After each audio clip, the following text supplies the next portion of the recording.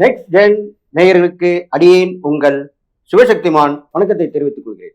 இந்த பதிவுல சனி பெயர்ச்சி பலன்கள் தான் சொல்ல போறோம்.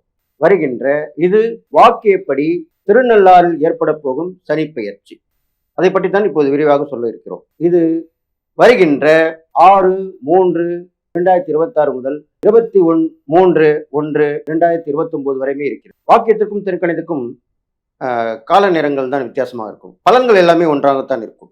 அந்த வகையிலே இப்பொழுது இந்த சனி பகவானுடைய பயிற்சி பலன்களை பொதுவாக சொல்ல இருக்கிறோம். அதுக்கு முன்னாடி என்னுடைய குருநாதன் வாங்கிக்கிறேன். ஓம் குருப்யோ நம நற்பவே நற்பவே நற்பவே ஓம் காஞ்சிவாசாய வித்மகே சாந்தரூபாய தீமகே தன்னோ சந்திரசேகர பிரச்சோதயாத்.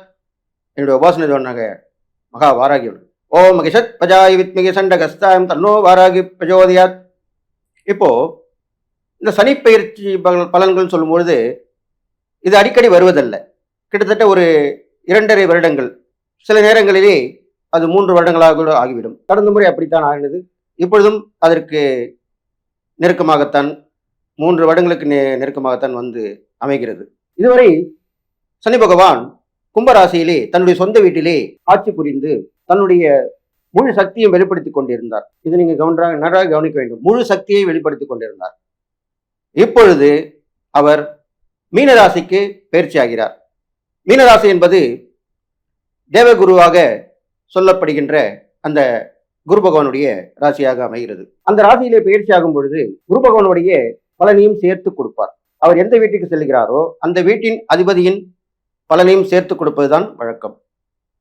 அந்த வகையிலே பார்க்கும் பொழுது சனி பகவான் காலசக்கர புருஷ அந்த 12 ராசிகளிலே பார்க்கும் பொழுது 12ஆம் ராசியாக இது அமைகிறது. அப்பொழுது 12ஆம் ராசியாகிய அந்த மீன ராசியிலேயே அவர் பயிற்சியாகும் பொழுது வெளியூர் வெளிநாட்டு வாய்ப்புகள், உள்ளூர் வெளியூர் வெளிநாட்டு தொடர்புகள் எல்லோருக்கும் மக்களுக்கு கிடைக்கும்.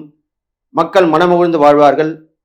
அவர் ரிஷபராசியை பார்ப்பதால், சுக்கிரனுடைய ராசியாக ரிஷபராசியை பார்ப்பதால் பெண்கள் குழந்தைகளுக்கு நல்ல வளர்ச்சி ஏற்படும். அவருடைய பிரச்சனைகள் தீரும்.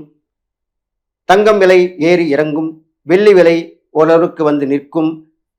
இப்படியாக இருக்கப் போகிறது. அடுத்ததாக அவர் கன்னிராசியை பார்ப்பதால் புதனுடைய வீடாக இருப்பதால் நல்ல கல்வி வளங்கள், செல்வ வளங்கள், நீதி நேர்மை சத்தியம் தவறாத எல்லோரும் மக்கள் வாழப்போகிறார்கள்.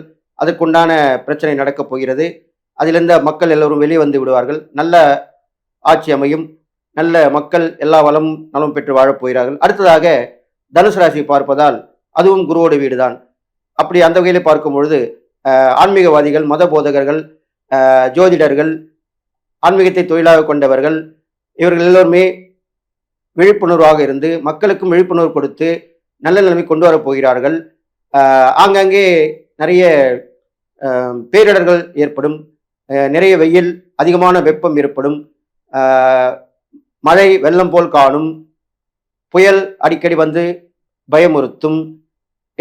நிலநடுக்கங்கள், தீ விபத்துக்கள், போக்குவரத்து விபத்துகள் இதெல்லாமே நடக்கப் போகிறது என்று சொல்லி இப்பொழுது 12 ராசிகள் உண்டான சனி பகவானுடைய பயிற்சி பலன்களை பார்ப்போம்.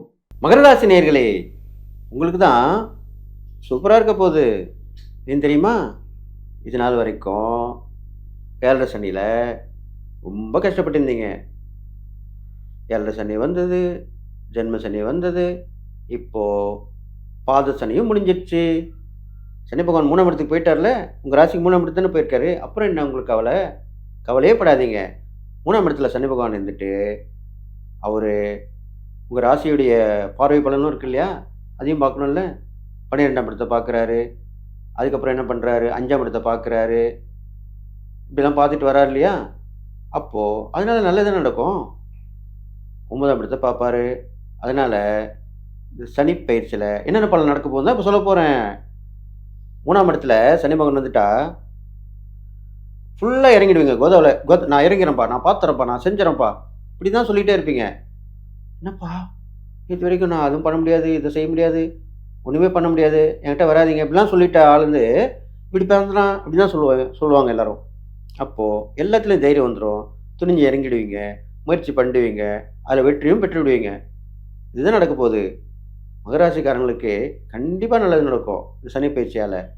அதனால் உங்களுக்கு தைரியம் வந்துடும், எதையும் செய்யக்கூடிய ஆற்றல் வந்துடும். இது மட்டும் இல்ல, நெறைய பயணங்கள் வந்துகின்னே இருக்கும். எப்ப பார்த்தாலும் ட்ராவல் பண்ணிட்டே இருப்பீங்க. "எங்கப்பா இருக்க?" "நான் வண்டியில போயின்ட்டுருக்கேன்." "என்னப்பா இது எப்ப பார்த்தாலும் நீ அங்க போயின்ட்டுருக்கேன், இங்க போயின்ட்டுருக்கேன்னு சொல்லிக்கிட்டே இருக்கியே." "நான் என்ன பண்றது? அப்படிதான் போயின்னு தான் இருக்கேன். உண்மைய தான் சொல்ல முடியும். பொய்யா சொல்ல முடியும்?" அப்படிதான் கேட்பீங்க. இதெல்லாம் நடக்கும். இது மட்டும் இல்ல, உங்களுக்கு சகோதர, சகோதரி உறவு இருக்கும் இல்லையா? இளைய சகோதரம்னு சொல்லுவாங்க மெயினா. தம்பியா இருக்கலாம், தங்கச்சியா இருக்கலாம். அவங்கலாம் வந்து உதவி பண்ணுவாங்க.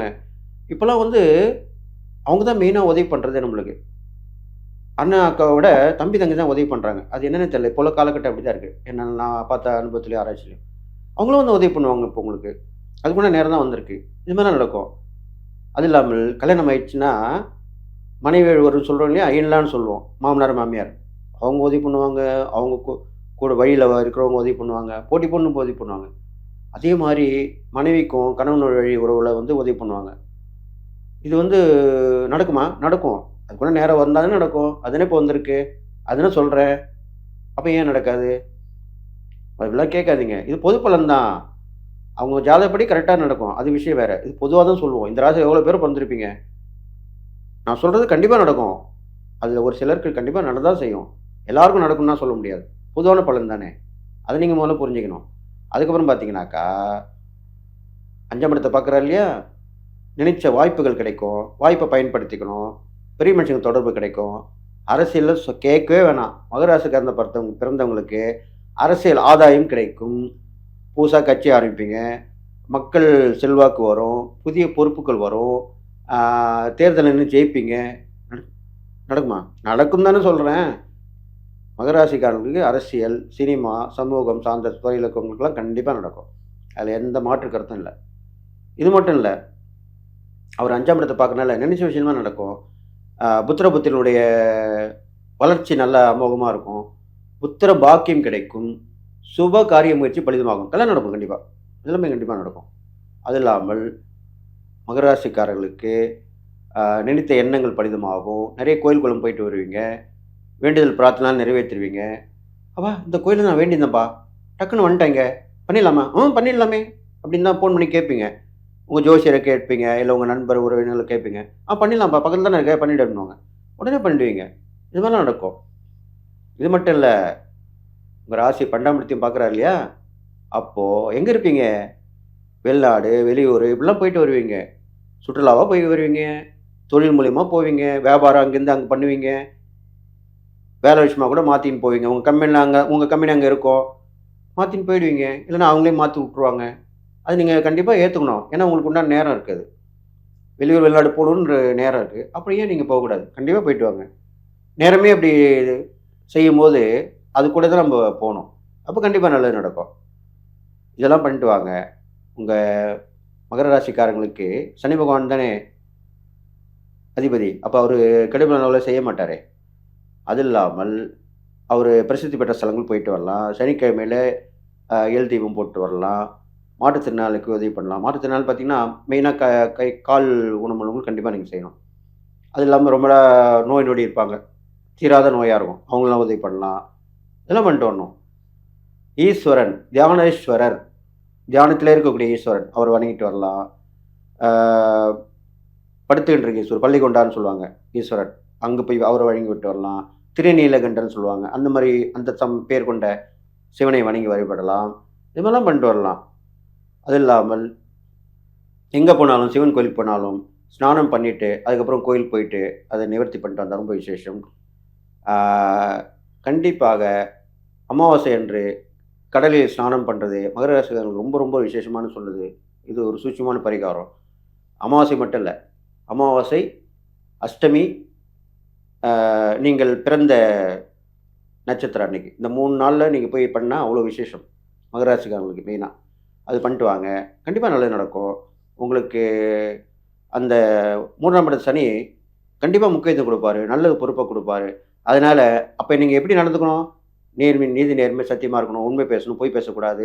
யாருக்கும் வாக்குறுதி குடுத்துட்டு குடுக்காம இருக்கக்கூடாது. இது மாரிலாம் பண்ணிட்டு வரணும். நான் சொன்ன இந்த இறை பரிகாரங்கள், தான தர்மங்கள் இதெல்லாம் பண்ணிட்டு வந்தீங்கனாலே, மகர ராசிக்காரங்களுக்கு சனி பகவானுடைய பெயர்ச்சி பலன்கள் ரொம்ப ரொம்ப விசேஷமான பலன குடுக்க போதுன்னு சொல்லி, எல்லா நலமும் பெற்று வாழ்வீங்கன்னு வாழ்த்தி விடைபெறுகிறேன். நன்றி, வணக்கம்.